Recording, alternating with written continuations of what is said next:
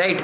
ஒரு சின்ன ஜெபம். தேவனே எங்களோடு பேசும், எங்களை உயிர்ப்பியும் வழிநடத்தும் பலப்படுத்தும் இயேசு கிறிஸ்து மூலம் ஜெபிக்கிறேன் தகப்பனே. நிறைய காரியங்களை போதிக்கணும், நான் எப்படி போதிக்கணும்னு தெரியலை. ஆனால் கர்த்தர் ஆவியானவர் போதனைகளை நம்ம நாவிலிருந்து பேசாவிட்டால் நான் சொல்லுகிற வார்த்தைகள் உங்களை இருதயத்தில் போய் சேருவதில்லை. நீங்களும் கொஞ்சம் பரிசுத்தமாக இருக்கணும். அப்போ தான் வாஞ்சை தாகங்கள்லாம் வரும். இயேசுவின் நாமத்தினாலே நன்றியோடு கூட துதிக்கிறேன். கடைசி நாட்களிலே நீங்கள் அக்கினியை பற்றியே ஆக வேண்டும் என்று. இந்த அக்கினி அபிஷேகம் தான் உங்கள் சாபத்தின் சக்தியிலிருந்து, நீ சாபத்திலிருந்து விடுதலை ஆகிட்டீங்க. இன்னும் விடுதலை ஆகக்கூடிய பகுதி நிறைய இருக்குது. ஆனால் இது விடுதலை ஆகாமல் இருக்குல்ல, அது விஷம். என்ன சொன்னேன்? இப்போ சாபத்திலிருந்து ரொம்ப விடுதலை ஆகிட்டோம், சாபம் இருக்குது, அது நமக்குள்ளே இருக்கிற விஷம். அது என்னைக்கு நம்மளை தாக்க? ஏன்னா நம்ம எப்பவுமே ரெகுலராக தேவனை சார்ந்து ஓடிட்டே இருக்க மாட்டோம். ஒரு பிரச்சனை வந்தால் கொஞ்சம் விலகுவோம், கொஞ்சம் பலப்படுவோம், கொஞ்சம் பாவத்தில் விழுவோம், அல்லது பிசாசின் கண்ணியில் விழுவோம். அப்படி விழும்போது இந்த சாபத்தின் சக்தியானது நம்மை பயங்கரமாக தாக்கும். அல்லேலூயா.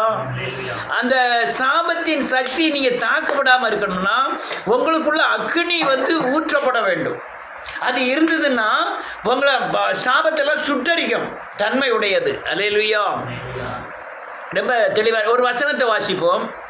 எதில் இருக்கு? லூக்கா எழுதின சுவிசேஷம் 12வது அதிகாரம் 50வது வசனம்.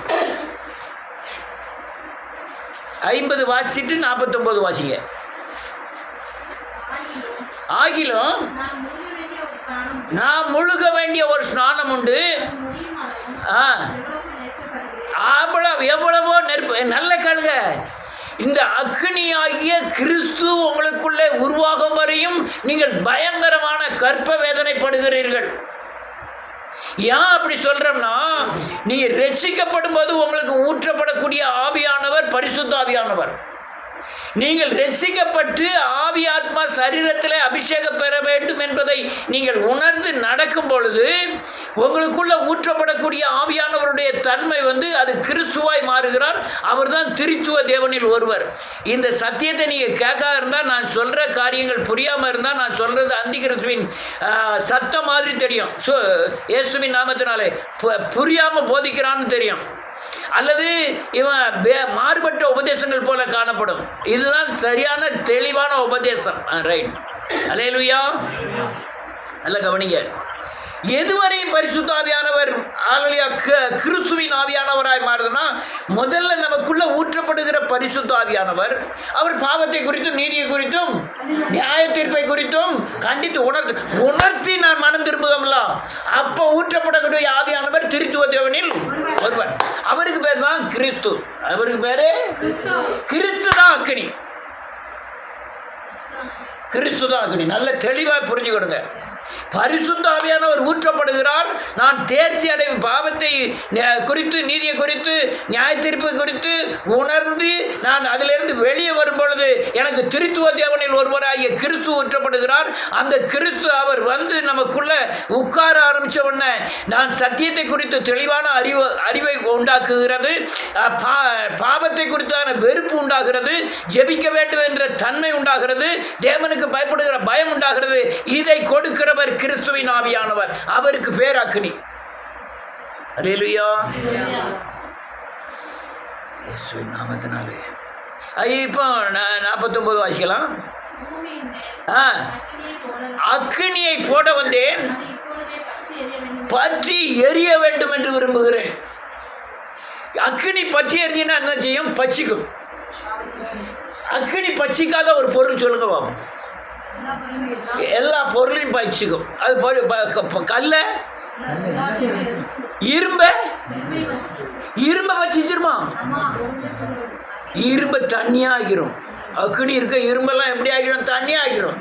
அதே போல நீங்க தலைமுறையாய் உங்களுக்குள்ள இருந்த தீட்டாகிய கரை பிடித்த அல்லது எவ்வளவு கழுவினாலும் போகாத கரை உள்ள பாவத்தின் தன்மை, சாபத்தின் தன்மை, சுவாபத்தின் தன்மை எல்லாம் இந்த அக்கினி தான் என்ன செய்யணும்? சுட்டரிக்க வேண்டும். அல்லேலூயா.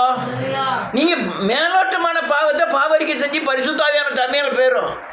ஆனால் கிறிஸ்துவின் தன்மை உங்களுக்குள்ள அந்த அக்னியின் தன்மை வந்தாதான் உங்கள் சுவாபங்களே மாற்றக்கூடிய தன்மை வரும். சுவாபம் பெரிய கரை. என் சுவாபம் இருக்கலாம். சுவாபம்னா என்னது?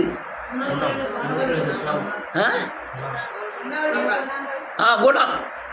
என் சுவாபமே குணம். அது என்னது? பெரிய கரை. நீ எவ்வளவுதான் ஜெபம் பண்ணாலும், எவ்வளவுதான் தேவனுக்கு பயந்தாலும் என் சுவாபம் என்ன செய்யாது? மாறவே செய்யாது. என் ஜாதியின் சுவாபம், நான் வளர்ந்த வளர்ப்பின் சுவாபம், என்னுடைய குடும்பத்தின் சுவாபம், இதெல்லாம் என்ன செய்யாது? மாறவே செய்யாது. இதை மாற்றணும்னா அக்னினால சுட்டரித்தால் மட்டுமே இந்த சுவாப தன்மைகளை மாற்றக்கூடிய பலன் உண்டாகும். அல்லேலூயா. கர்த்தாவே ஸ்தோத்திரம். இயேசுவின் இந்த சுவாபம் என்ன செய்யும்? உடனே என் கரை போயிட்டுன்னு வச்சு விடுவான். நான் யார் போல மாறிடுறேன்? இயேசுவை போல மாறுது. ஒவ்வொரு கரையும் நீக்க நீக்க இயேசுவை போல. ஆனால் இந்த அக்னியை சுட்டுக்கிட்டே இருக்கணும். அக்னி எனக்குள்ள என்ன செஞ்சுக்கிட்டு இருக்கணும்? பற்றி எரிந்து கொண்டே இருக்கணும். சுவாபம் பெயரும் நினைக்கிறோம். சுவாபம் எப்போ தெரியும்? இல்லையா?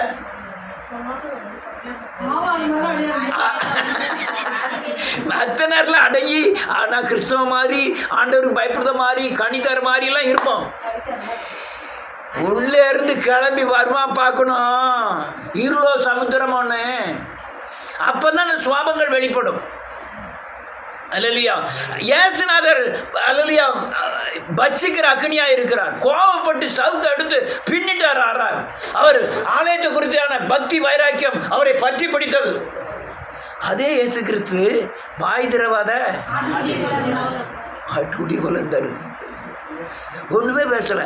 அவனே கேட்கான், இவ்வளவு சங்கடப்படுத்து தான் இவ்வளவு பேசிடு, இவ்வளவு தூரம் ஒன்றே சரீரத்தை துன்பப்படுத்திருக்கோம், நீர் ஒன்றும் வாயை திறந்து என்ன செய்ய மாட்டாரோ, பேச மாட்டீரோ. அவ்வளோ சாந்தமாயிட்டாரு. ஏன் தெரியுமா?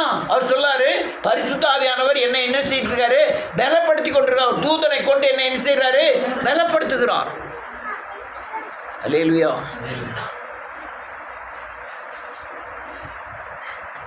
இந்த அக்னியை பெறணும்.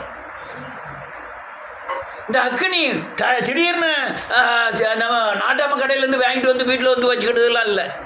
அல்வா கடையில் வாங்கி சாப்பிட்றதுலாம் இல்லை. இந்த அக்னி கொஞ்சம் கொஞ்சமாக தான் அந்த பரிசுத்தாமையான பாவத்தை எடுத்து, பொய் சொல்லுதை எடுத்து, மாம்சத்தின் கிரிகளை எடுத்து, சுவாபத்தை எடுத்து, அதுக்கப்புறம் வரக்கூடியதான் என்னது? அக்னி. இது உணர்த்துகிறவர். பரிசுத்தாவியானவர் என்ன செய்வார்? கண்டிப்பார், போதிப்பார், என்ன செய்வார்? உணர்த்துவார். ஆனால் சுட்டரிக்க மாட்டார். சுட்டரிக்கிறது யாரு? அங்கதான் நம்ம அக்னியில் ஞானஸ்தானம் பெறுகிறோம். அவர் ஆண்டவர் சொல்ல, அக்னியை நான் போட வந்தேன். போட்டது மட்டும் இல்லை, அது என்ன செய்யணுமா? பற்றி எரிஞ்சுக்கிட்டு இருக்கணும். எரிஞ்சு என்ன செய்யும்? உன் சுவாபத்தன்மை, உன் பரம்பரை சாபத்தின் தன்மை, அல்லது உன் குணத்தின் தன்மை, அல்லது உன் சாயலின் தன்மை, விக்கிரகத்தின் தன்மை எல்லாத்தையும் என்ன செஞ்சிடும்? சுட்டு எரிச்சு தூர தள்ளிடும். அப்போ நான் பொண்ணை போல் என்ன செய்வேன்னா, புடமிட்ட பிறகு நான் எப்படி வழங்குவேன்னா பொண்ணை போல். பொண்ணு யாரு? எஸ். பொண்ணு யாரு? எஸ். இப்போ பற்றி எரியணும். அதுக்கு தான் அவர் விலைக்கரையம் செலுத்தினார். எங்க? சிலுவையிலே எனக்காய் உங்களுக்காய் விலைக்கரையம் செலுத்தினார். வாசிக்கலாம். லூக்கா எழுதின சுவிசேஷம் 19வது அதிகாரம் 39வது வசனம். 30 வாசிக்கலாம். இம்மையிலே அதிகமானவைகளையும் மறுமையிலே நித்திய ஜீவனையும் அடையாமல் போவதில்லை என்று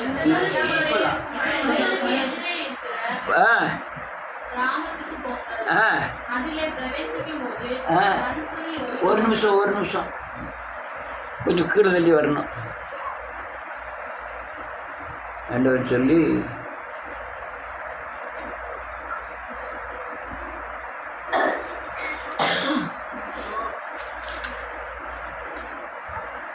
இயேசுவை விட்டுட்டேனே இல்லையா?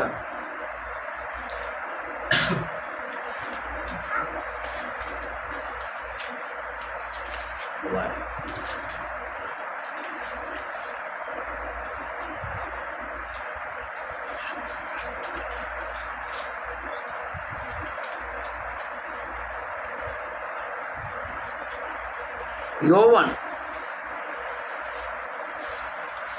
19 தானே கேட்டேன்.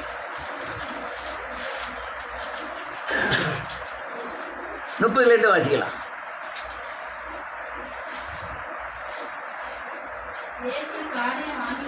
ஆமீன் ஆமீன். சாய்த்து ஒப்பு கொடுத்தார். இருந்தது. ஆமீன் ஆமீன் ஆமீன் ஆமீன் ஆமீன். ஒரு நிமிஷம், அவர் ஜீவனை விட்டார், ஆவியை விட்டார். அல்லேலூயா. என்னத்தை விட்டாரு? ஜீவன் ஆத்மாக்குரியது. என்னது? ஆவி சரீரத்துக்குரியது. சரீரத்தினுடைய உயிர் ரெண்டுமே விட்டுட்டாரு. அப்போ விட்ட பிறகு சிலுவையில் தொங்குற ஒவ்வொரு ஆளும் இறந்த பிறகு கால்கள் எல்லாம் நொறிப்பாங்க. இயேசுநாதர்கிட்ட வந்தவுடனே இறந்து கிடக்கிறத பார்த்துட்டு எல்லார் காலையும் முறித்தாங்க. ஆனால் இயேசுநாதர் காலை மாத்திரம் என்ன செய்யலை, முறிக்கலை. ஏன் முறிக்கலைன்னா, பழைய ஏற்பாட்டில் எழுதியிருக்கு, பஸ்கா ஆட்டுக்குட்டியுடைய ரத்த கால்கள், ஆட்டுக்குட்டியின் ரத்த காலை என்ன செய்யக்கூடாது, முறிக்கக்கூடாது. அதனால் அது நிறைவேறும்படியாய் இந்த பகுதியில் இவர் காலை மட்டும் என்ன செய்யலை, மற்ற காலெலாம் நொறிச்சிட்டாங்க. ஆமீன். நீங்கள் கொஞ்சம் கொஞ்சம் உயிர் இருந்தாலும் அங்கே காலை கையை முறித்து அதை உயிரை போக வைப்பாங்க. சிலுவையில் அறையிறது எல்லாரும் இங்கே காமிக்காங்க, இங்கெல்லாம் சிலுவையில் அறைய முடியாது. ஏன் அறைய முடியாதுன்னா, இது இங்கேருந்து என்ன செஞ்சு இந்த இடத்துல அரைஞ்சா நம்ம உடம்பை இது என்ன செய்யாது, தாங்காது. தாங்காமல் என்ன செஞ்சிடும், கிழிஞ்சிடும். ஆனால் அரைந்த இடம் எனக்கு என்னுடைய இதில் இங்கே தான் தெரியுது. இந்த 2 எலும்பு இருக்குது, இந்த 2 எலும்புக்கு நடுவில் தான் என்ன செய்தாங்க, அரைகிறாங்க. அந்த ஆட்டுக்கறி கடையில் பார்க்கலாம், பெரிய ஆட்டையே ஒரு கொக்கி வச்சுருப்பாங்க, டக்குன்னு அந்த காலில் எடுத்து இப்படி மாட்டிக்குவாங்க. அந்த 15 கிலோவையும் அந்த இது மட்டும் என்ன செய்யுது, தாங்கிக்கிட்டு இருக்கு. 15 கிலோ 12 கிலோவோ 20 கிலோவோ அந்த ஒத்த காலில் அப்படி மாட்டி விட்டாங்கன்னா அது பாட்டில் கிழியாமல் நிற்கி. ஆனால் இந்த இடம் என்ன செஞ்சிடும், கிழிஞ்சிரும். அதனால தான் இந்த 2 எலும்புக்கு நடுவில் அநேக நரம்புகள் போகுது. இதில் அடித்தா பயங்கரமான வேதனைகள், வலிகள் இருக்கும். அதனால் 2 எலும்புக்கு நடுவில் தான் ஆணி அடிப்பார்கள். அல்லேலூயா. அடுத்த வசனம். ஆமீன் ஆமீன். மோரித்தார்கள். ஆமீன் ஆமீன். முறிக்கவில்லை.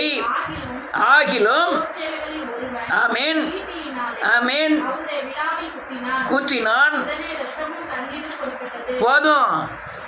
வேதம் சொல்றது கால் எலும்பில் முறிக்கலை, ஆனால் விட்டுட்டு போகல. அவன் என்னச்சுதான் ஒரு ஈட்டி எடுத்துக்கிட்டு நேராக அவர் மார்பில் குத்துறான். குத்துன உடனே அதுலேருந்து ரத்தமும் தண்ணீர் வந்து முதல் ரட்சிப்பு அவனுக்கு தான் கிடைக்கும்.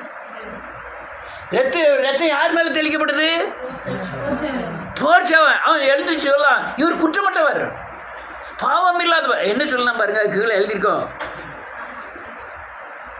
மத்தையில் எழுதியிருக்கோம். அடுத்த வசனம்.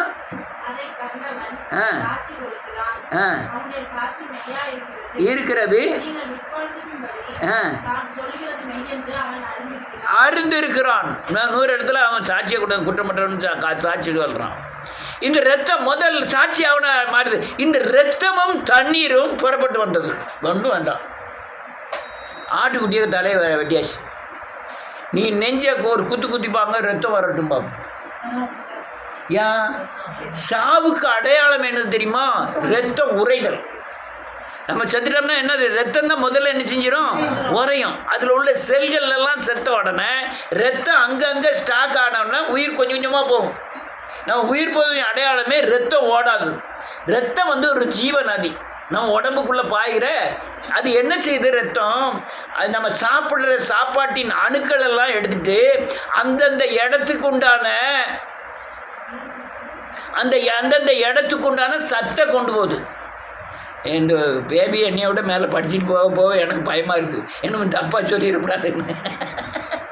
அது அவளும் 10ஆம் கிளாஸ், நானும் 10ஆம் கிளாஸ். நான் ஃபெயில், நீ பாஸ் ஆகிடுது. இல்லையா? ரத்தம் என்ன செய்யுது, இங்கேருந்து பாம்பே வரை நரம்பு இருக்கும், அவ்வளோ பெரிய நரம்புகள். இந்த பம்பிங் பண்ணணுன்னா இந்த ரத்தத்தில் அணுக்களில் மூலமாய் சத்துக்களை எடுத்துகிட்டு போய் கண்ணுக்கு ஒரு சத்து, காதுக்கு ஒரு சத்து, வாய்க்கு ஒரு சத்து, ஒவ்வொரு உறுப்புக்கும் ஒவ்வொரு சத்து தேவை. அதை பூரா அந்த ரத்தம் போய் சப்ளை பண்ணுது. இப்போ ஆள் இறந்த உடனே அணுக்கள் செத்துரும். என்னத்தை செத்துரும்? அணுக்கள் செத்துரும். அணுக்கள் செத்த உடனே ரத்தம் என்ன ஆயிரும்? உறைவாயிரும். ஒரு தாயின் வயிற்றில் குழந்தை எப்படி உருவாகுது? அவ்வளவு செல்லு. நம்மளாம் செல்லினால் உண்டானவர்கள். இந்த செல்லு இப்போ கை இருக்குன்னா இவ்வளவு மொத்தமாக செல்லாக தான் இருக்கும். திடீர்னு என்ன செய்யும், இந்த இங்கே இருக்கிற செல்லுகள்லாம் செத்துரும், கழிவாக மாறிடும், இது விரலாக மாறிடும். அப்படிலாம் சரீரத்தில் அமைப்புகள் இருக்கிறது. அதில் சரி சயின்ஸ் வேண்டாம். சயின்ஸு கிட்னி பிரச்சனை வந்தது. அந்த பொன்னையா டாக்டர் பொன்னையாவா அவர்கிட்ட போனேன். ஒரு உடனே படம் போட்டார். இங்கன கிட்னி இருக்குது, இங்கன கிட்னி இருக்குது, இது யூரியன் பாக்ஸு படம் போட்டு எனக்கு சொல்லி விட்டார். சரி, ஹார்ட் பிரச்சனை பண்ணுது. அங்கே பாளையங்கோட்டையில் ஒரு டாக்டர்கிட்ட போனால் அவர் உடனே ஹார்ட்டெல்லாம் அப்படி படம் போட்டு பார்க்க வச்சு, இந்த ரத்தம் துடுடி போகுது, இதில் 4 அறை இருக்குது, இதில் பம்பிங் பண்ணுது, அதெல்லாம் சொல்லி கொடுத்தாரு எனக்கு.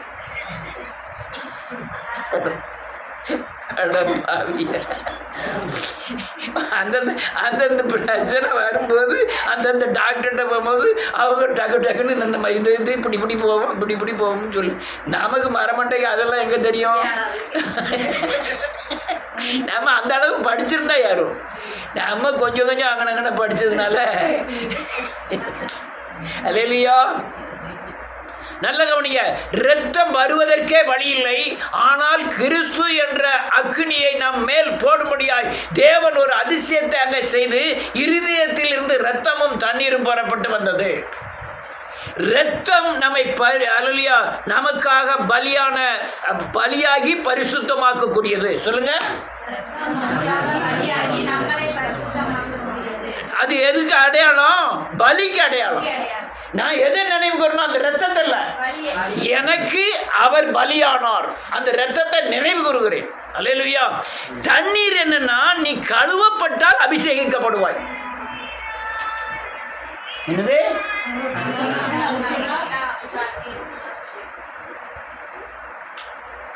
ரத்தம் ரத்தத்தினால் கழுவப்பட்டால் நீ என்ன செய்யப்படுவாய்?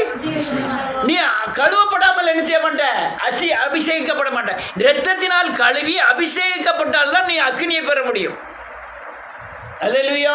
நல்ல கவனிங்க. இயேசுவின் நாமத்தினாலே வாசிக்கலாம் ஒரு வசனத்தை. எபிரேயரின் புத்தகம் 9வது அதிகாரம் 12வது வசனம்.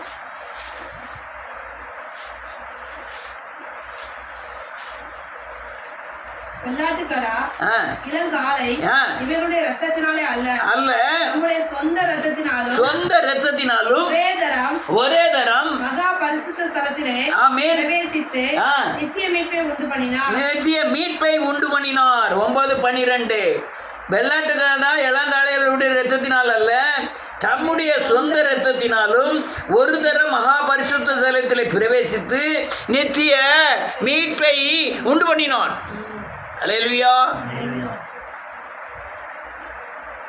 ரத்தத்தினால பரலோக ராஜ்யத்துக்குள்ளே போனார். ரத்தம் வந்துட்டு ஒன்று 2 கையில் இருந்த ரத்தத்தை பிடிச்சிட்டு நேர கடன்னு நடந்து பிதாவிட்ட போய் இந்த ரத்தம் காமிச்சாரா? அப்போ அதுக்கு அர்த்தம் என்ன? அவர் பலியை கொண்டு போறாரு. நீர் மனுஷனை எனக்கு அனுப்பினீரு, மனுஷனுடைய சாயலுக்கு அனுப்பினீரு, இந்த மனுஷருடைய எல்லா பாவத்தையும் சுமக்கிற பலியானேன், இரத்த பலியானேன், கொலை செய்யப்பட்டு பலியானேன். அந்த பலியுடைய இந்த காரியத்தை போய் சொல்றாரு, நான் பலியானேன். அதுக்கு பேர் தான் என்னது? ரத்தம். அந்த ரத்தம் என்ன செய்யுது? பாவ மன்னிப்பை உண்டாக்குகிறது. என்ன உண்டாகிறது? நான் என்ன பாவத்திலிருந்து மன்னிப்பு மட்டுமல்ல, பாவத்திலிருந்து என்னை மீட்டெடுக்கிறது.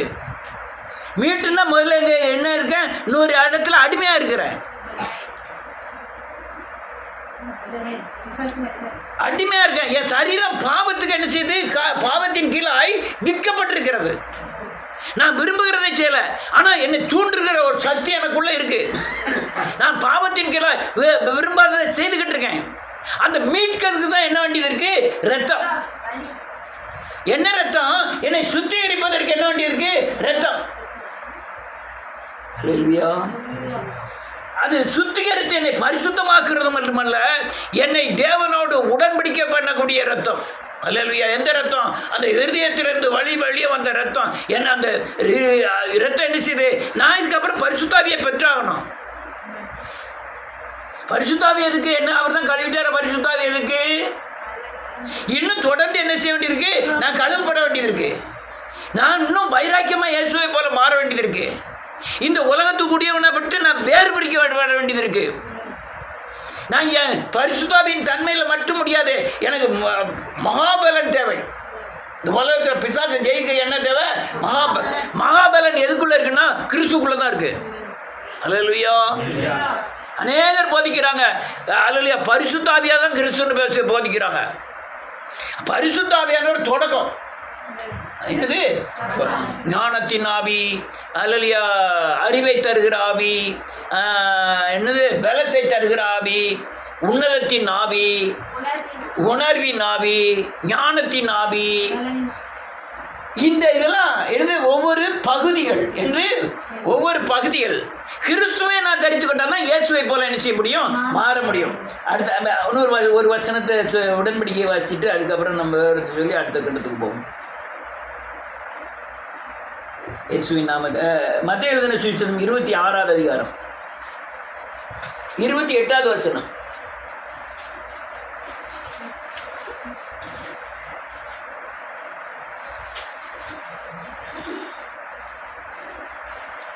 வாசிக்க, டக்குன்னு வாசிக்க. இது பாவமன்னிப்பு உண்டாகும்படி ஆமென். அநேகருக்காக சிந்தப்படுகிற ஆமென். புது உடன்படிக்கைக்குரிய என்னுடைய இரத்தமாய் ஆமென். இரத்தத்தினாலே உண்டான புதிய உடன்படிக்கை. என்ன உடன்படிக்கை? அவர் மரித்து அந்த இரத்தத்தினாலே பிதாவோடு ஒப்புரவாக்கினார். ஒப்புரவாக்கி அவங்க அவரோடு கூட டாக்குமெண்ட் எழுதியிருக்கோம். அல்லேலூயா. எழுதி தேவனுடைய ராஜ்யத்திற்குள் பிரவேசிக்கும் வரை இந்த இரத்தம் நம்மை பாதுகாக்கும் உடன்படிக்கை. கிறிஸ்துவின் அன்பு வெளிப்படும்படியான உடன்படிக்கை. நான் பரிசுத்தமாயிட்டேன், நாளைக்கு பாவம் செய்வேன், ஆனாலும் இவர் மன்னிக்கணும், அந்த உடன்படிக்கை. ஆமென். மன்னிக்கணுமா? நான் தகுதியற்றவன், பலனற்றவன். அடுத்த கட்டத்துக்கு போவோம். இரத்தத்தின் வல்லமை சொல்லுங்க.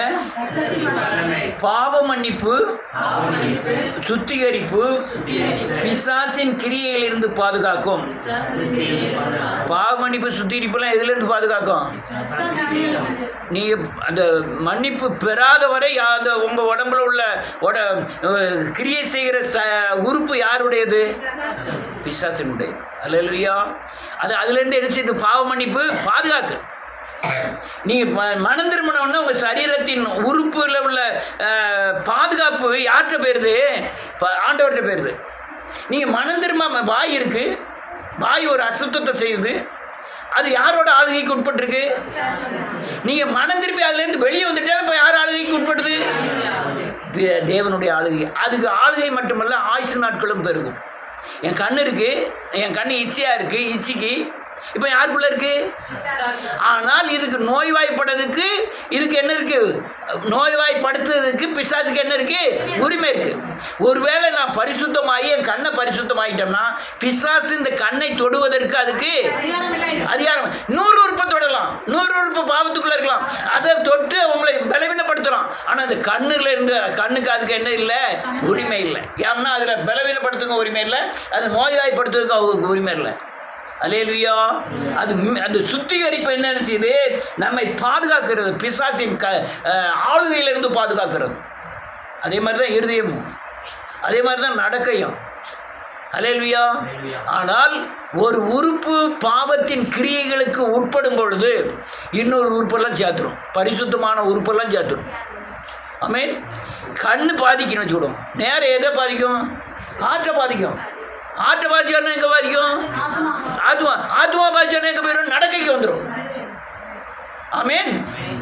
இதெல்லாம் புரிஞ்சுக்கணுக்காக இதெல்லாம் சொல்ல வரேன். நீ அடுத்த நினச்சிடணும், இங்கே வந்து இருதயத்துக்கு போயிட்டா ஆத்மா பாதிக்க போதுன்னு நினச்சிடணும். ஆத்மா ஒரு வேளை பாதிச்சுட்டா உடனே மனம் திருப்பி சரி பண்ணிடணும். ஏன்னா நடக்க வந்துடும். அடுத்த டைம் உங்கள்கிட்ட கேட்கவே செய்யாது. ஆட்டோமேட்டிக்காக மனசில் ஏவுதலின்படி உங்களை பாவத்தின் நடக்கைக்கு கொண்டு போயிடும். அடுத்தால என்ன செய்யறதுக்கு தேவனுக்கும் மனிதனுக்கும் இடையே சமாதானம், சாபங்களை நீக்கி மீட்பை அளித்து நித்திய ஜீவனுக்கு வழிவகுக்கும். பாவங்களை நீக்கி மீட்பை அளித்து நித்திய ஜீவனுக்கு என்ன செய்யும்? வழிவகுத்துக்கிட்டே இருக்கும். இந்த ரத்தம், அந்த ரத்தம் எப்படின்னா அப்போ இருக்கிறது பரிசுத்த ஆவியானவர். என்னது? பரிசுத்த ஆவியானவர். ரைட். அடுத்தால ஒரு வசனத்தை வாசிப்போம்.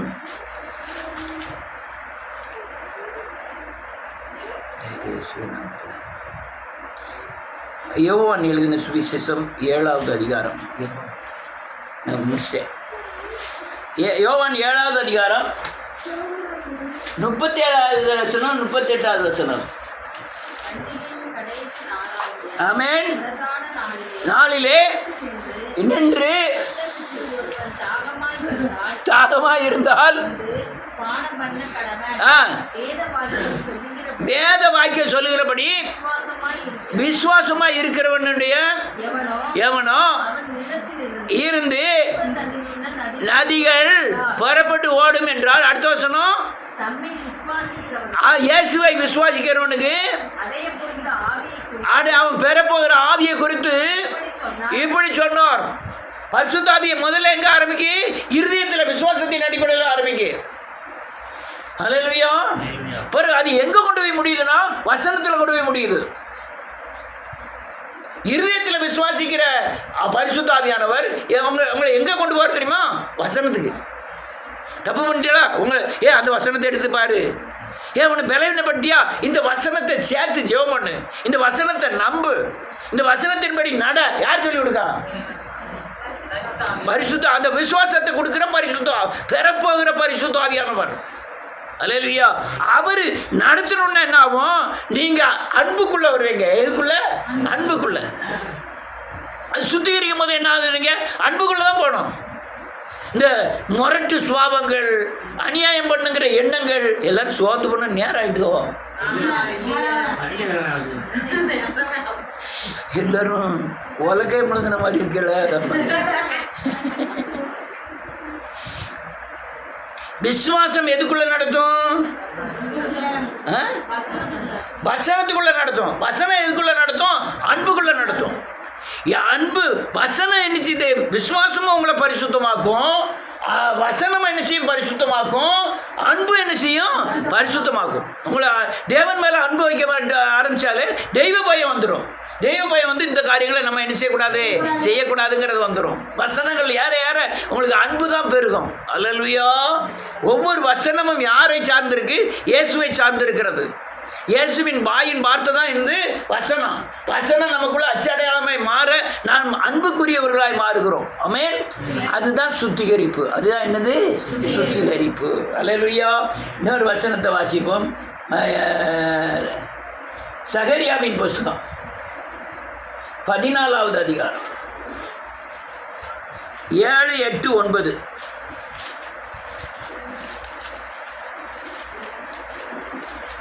பழைய ஏற்பாடு 14வது அதிகாரம். சகரியா 14, 7, 8, 9.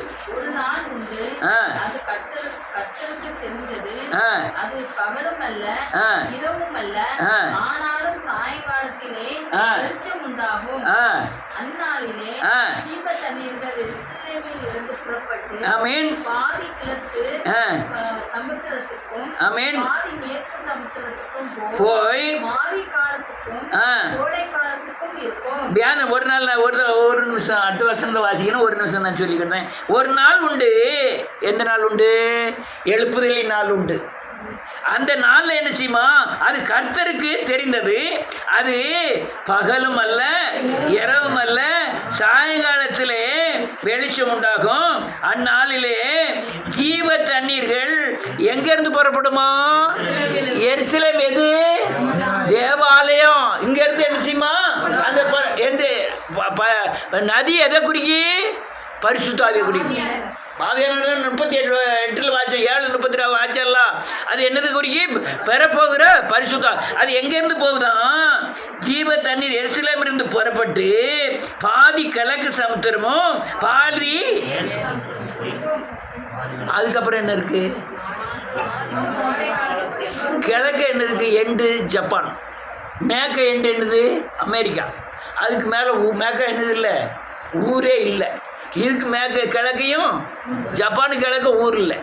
இங்கேயும் அங்கேயும் இந்த பரிசுத்தாவியானவர் ஆலயத்திலிருந்து கிளம்பி 2 பக்கத்தையும் என்ன தான் நிரப்புறார். அடுத்தால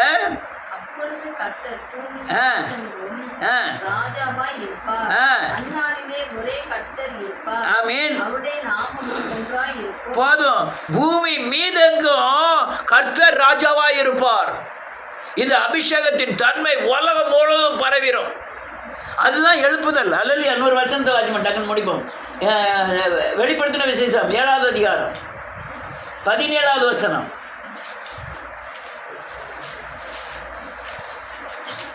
சிங்காசனத்தின் மத்தியில் இருக்கிற ஆட்டுக்குட்டியானவரே இவர்களை மேய்த்து இவர்களை ஜீவ தண்ணீர் உள்ள ஊற்றுகள் அண்டைக்கு கொண்டுவார். 7:14 தானே? 17. சிங்காசனத்தின் மத்தியில் இருந்து ஆட்டுக்குட்டியானவரே இவர்களை மேய்த்து இவர்களை ஜீவத்தில் ஊற்றண்டைக்கு நடத்துவார். தேவன் தாமே அவருடைய கண்ணீர் எல்லாம் துடைப்பார். நம்ம அநேக நேரம் பலவீனப்பட காரணம் என்ன தெரியுமா? பரிசுத்த ஆவியானவர் நிறைவு இல்லை. ஏன் பரிசுத்த ஆவியானவர் இல்லை? மனம் திரும்புதல் இல்லை. மனம் திரும்பினா தான் யார் வருவா? மனம் திரும்பாதவரை பரிசுத்த ஆவியானவர். பிரச்சனை இருக்குன்னு நீங்க மனம் திரும்ப மாட்டீங்க. பிரச்சனை போனாதான் என்ன செய்வீங்க? மனம் திரும்ப. அதுக்கு யார் வேணும்? பரிசுத்த ஆவியானவர்.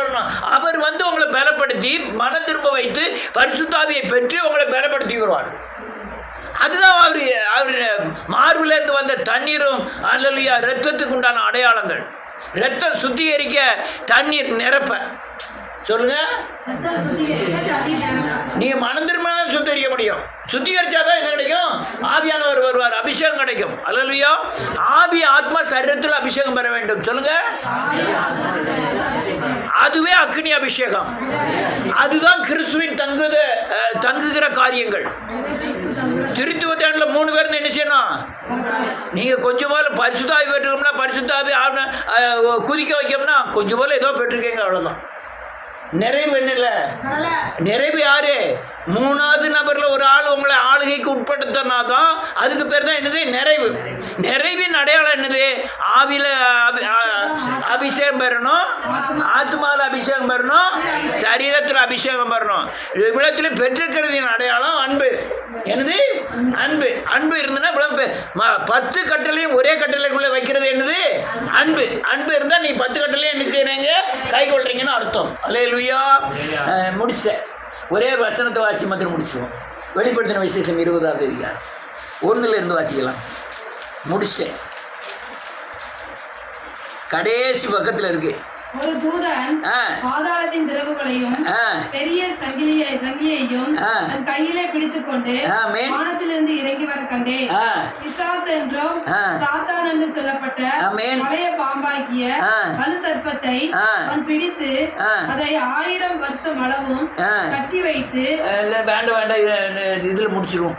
இன்னும் 2-3 வசனங்கள் வாசிக்கணும். அது வேண்டாம். ரைட்டு. 22 மாத்திரம் வாசி முடியும். மணி ஆகிட்டு 33 நிமிஷம் ஆகிட்டு. நான் வாசிங்க. 22வது அதிகாரம் வெளிப்படுத்தின விசேஷம் இல்லையா? போயிடல இல்லையா? 1 இருந்து பின்பு பளிங்கை போல தெளிவான ஜீவ தண்ணீர் உள்ள சுத்தமான நதி தேவனும் ஆட்டுக்குட்டியானவரும் இருக்கிற சிங்காசனத்திலிருந்து புறப்பட்டு வருகிறதை எனக்கு காண்பித்தார். ஒரு நிமிஷம். சிங்காசனம் எங்க இருக்கு? ஆனா அப்பளம் எங்க இருந்து தண்ணி புறப்படுதான்? எருசலேம் இருந்து. இப்போ எருசலேம் எங்க மாற வேண்டியது இருக்கு? சிங்காசனம் எங்க மாற வேண்டியது இருக்கு? நமக்குள்ள மாற வேண்டியது இருக்கு. புரியுதா? கட்டடம் அல்ல, ஆலயம் என்னது? எருசலேம். நாமே தேவாலயம், நாமே எருசலேம். நமக்குள்ள இருந்து புறப்படுகிறது. இப்ப நமக்குள்ள ஆண்டவர் இருந்தாதான் அந்த சிங்காசனத்தில் இருந்து தண்ணீர் என்ன செய்யும்? தண்ணினா பச்சை தண்ணி இல்ல, அபிஷேகம். ரைட். 2 நகரத்து வீதியின் மத்தியிலும் ஆமென் நதியின் இரு கரையிலும் ஆமென் 12 விதமான ஆமென் கனிகளை தரும் ஆமென் ஜீவ விருட்சம் இருந்தது. அது மாதந்தோறும் தன் கனியை கொடுக்கும். அந்த விருட்சத்தின் இலைகள் ஜனங்கள் ஆரோக்கியம் அடைவதற்கு ஆமென் ஏதுவானவைகள். இந்த நதி எங்கெல்லாம் போகுதோ அங்கெல்லாம் ஜீவ விருட்சம் இருக்கும், ஜீவ விருட்சத்துல கனி இருக்கும், ஜனங்களுக்கெல்லாம் அது நல்ல ஆரோக்கியமாகும். என்ன மரம்? நம்ம தான் மரம். நம்ம தான் என்ன கொடுக்கணும்? கனி கொடுக்கணும். ஆண்டவர் நம்மகிட்ட கனியை தேடுவார். நம்ம கனி கொடுக்கறது மக்களுக்கு சேர்த்து கொடுக்கணும். கனின்னா நீங்கள் மாம்பழம், வாழைப்பழம், கொய்யாப்பழம்னு நினச்சிடாத. ஆவியின் கனிகள் அன்பு, சந்தோஷம், சமாதானம், தயவு, இந்த கனி இருக்கணும். இது யாருக்கு ஆசீர்வாதம்? உங்கள் பக்கத்து வீடு, மேல் வீடு, மருமவா எல்லாத்துக்கும் ஆசீர்வாதமாக இருக்கும். அந்த கனியை யார் புசிக்கணும்? எப்படி புசிக்கிறதுன்னு அடையாளம் என்னது? இந்த அக்காட்ட போனால் ஒரு விடுதலை கிடைக்கணும். உங்கள்கிட்ட கொஞ்ச நேரம் பேசினா என்ன கிடைக்கணும்? ஒரு சமாதானம் கிடைக்கணும். உங்களை தேடி வரணும். இந்த அக்காட்ட, இந்த பேபி அக்காட்ட வந்தால் 2 வார்த்தை பேசினா நமக்கு நிம்மதி கிடைக்கி அப்படின்னு எங்கெல்லாம் இருந்து என்ன செய்யணும்? அதுக்கு தான் என்னது? கனின்னு அர்த்தம். ரைட். அடுத்தல 3 இனி ஒருபோதும் இனி ஒரு இராது. தேவனும் ஆட்டுக்குட்டியானவரும் இருக்கிற சிங்காசனம் அதில் இருக்கும். நமக்குள்ள சிங்காசனம் இருந்ததுன்னா நமக்குள்ள என்ன இராது? நம்ம அண்ணன் மனம் திரும்பாத அண்ணன் சாபத்துல செத்துக்கிட்டு இருப்பான். அந்த சாபம் நமக்குள்ள என்ன செய்யாது? இராது. ஏன்? நமக்குள்ள சிங்காசனம் போட்டு யார் இருக்கா? அது என்ன இப்படி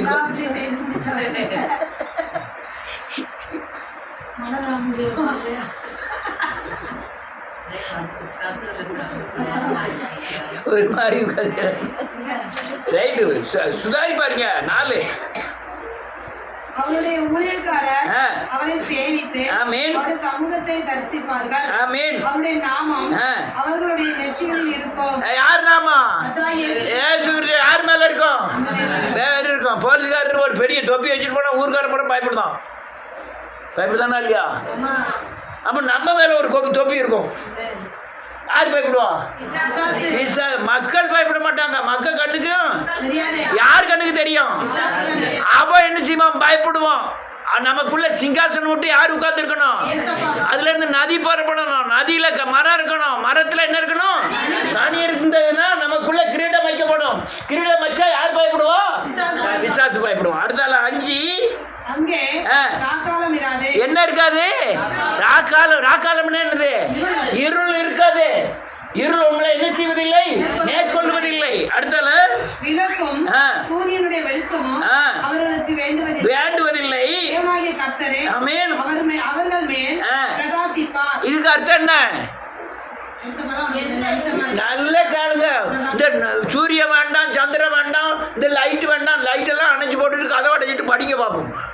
அந்த வெளிச்சத்தை எந்த வெளிச்சம்? இயேசு கிறிஸ்து எனக்குள்ள இருக்கிற பிரகாசத்தை சொல்லுது. என்ன பிரகாசம்? மகிமையின் ஒளி நமக்குள்ள இருக்கு. சொல்ல புரியுதா?